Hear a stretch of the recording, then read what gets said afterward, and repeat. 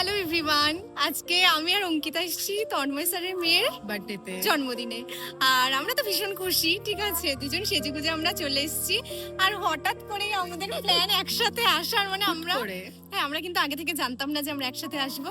আজকে একদম জমিয়ে আমরা খাওয়া দাওয়া করব, মজা করব। চলো ভিডিওটা দেখতে থাকো শেষ পর্যন্ত। আর দেখো ওর মানে যে কুর্তিটা পরেছে এটা কিন্তু ভীষণই সুন্দর, গলাটা পুরো কাজ করা, দারুণ লাগছে, লজ্জা পেয়ে গেছে। আর কি সুন্দর সাজিয়েছে, পুরো গেট জুড়ে সুন্দর সাজিয়েছে।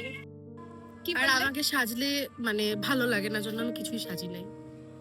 এমনি মিষ্টি কথা, মিষ্টি হলেই সবাই মিষ্টি। স্কুল জীবনে ছাত্র শিক্ষকের সম্পর্কটা ছিল সত্যিই খুব সুন্দর এবং আন্তরিক। সেই সম্পর্কের টান আজও একই রকম রয়ে গেছে। আজ আমার শিক্ষাগুরু বা আমার জিওগ্রাফি স্যারের মেয়ের জন্মদিন। সেই জন্মদিন উপলক্ষে আমাকে নিমন্ত্রণ করেছিল, আর এটা আমার কাছে সত্যিই খুব আনন্দের এবং ভালো লাগার। সবার প্রথমে গিয়েই পুচকিটাকে দেখে নিলাম, তারপর গিফট দিয়ে বৌদির সাথে একটু কথা বলে নিলাম। আর সব থেকে সুন্দর ব্যাপার ছিল রিটার্ন গিফট হিসাবে আমাদের প্রত্যেককে একটি করে ছোট্ট গাছ উপহার দেওয়া হয়েছিল। সত্যি বলতে এই সুন্দর উপহারটি শুধু মনে রাখার মতোই কিন্তু নয়, এটা পরিবেশের প্রতি ভালোবাসার একটি সুন্দর বার্তা বহন করে। ছোটবেলার অনেক বান্ধবীদের সাথে কিন্তু এই দিন দেখা হয়েছে। আর তারপর আমি স্টার্টারের দিকে গেলাম, কারণ স্টার্টার তো খেতেই হবে। আর সব থেকে আমার বেশি ভালো লেগেছিল এই পনির পকোড়াটা, যেটা খেতে ভীষণ ভালো ছিল। পনির পকোড়াটা সবার প্রথমে খেয়ে তারপর আমি খেয়েছিলাম ফুচকা।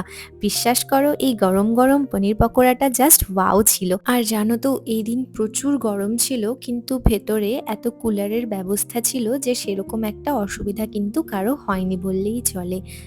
এই দেখো, আমার এক্সপ্রেশন দেখে তো বুঝতেই পারছো আমার ভীষণ ভালো লেগেছে। তারপর আমি ফুচকা খেয়েছিলাম, কিন্তু খুব বেশি পরিমাণে ফুচকা খাইনি। আর তারপর খেয়েছিলাম লস্যি। লস্যিটা আমি খুব একটা খাই না, তাই একদম সামান্য পরিমাণে নিয়েছিলাম। তারপর কিছুটা টাইম ওখানে ঘোরাফেরা করলাম, সবার সাথে গল্প করলাম, তারপর চলে গেছিলাম মেন কোর্স খেতে। প্রত্যেকটা আইটেম খেতে কিন্তু ভীষণ ভালো হয়েছিল। স্পেশালি আমার ভালো লেগেছিল পোলাও আর মাটন। তোমরা সবাই পুচকিটাকে অনেক আশীর্বাদ করো। আর চলো বাই, আজকের ভিডিওটাকে এখানেই শেষ করছি।